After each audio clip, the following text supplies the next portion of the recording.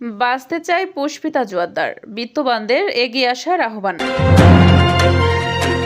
নমস্কার, আমার নাম পূজা জোয়ারদার। আমার বাড়ি রূপরামপুর, ডুমুরিয়া থানা। আমার এই যে অসুস্থ মেয়েটা দেখছেন, আমরা অনেক ট্রিটমেন্ট করেছি ওর। আসলে আমার সামর্থ্যে যতটুকু ছিল আমি ততটুকু চেষ্টা করেছি।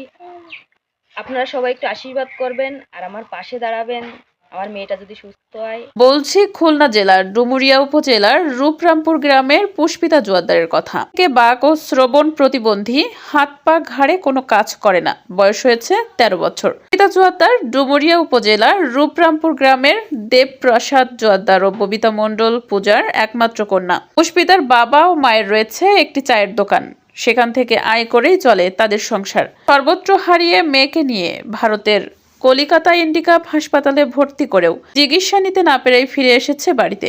এখন পুষ্পিতা জোয়ারদারের চিকিৎসার জন্য 10 লক্ষ টাকার প্রয়োজন। একটু সহানুভূতি, একখানি মানবিক হৃদয় পুষ্পিতার জীবনে এক নতুন আশা জন্ম দিতে পারে। আসুন আমরা সমাজের বিত্তবানরা একটু আর্থিক সহায়তা প্রদান করি।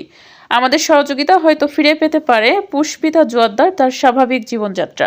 পাঠানোর ঠিকানা: পিতার ব্যাংক, এশিয়া, খুলনা ডুমুরিয়া শাখা, সঞ্চয়ী হিসাব নম্বর 10834470245562 এবং মায়ের বিকাশ পার্সোনাল নম্বর 01935843071।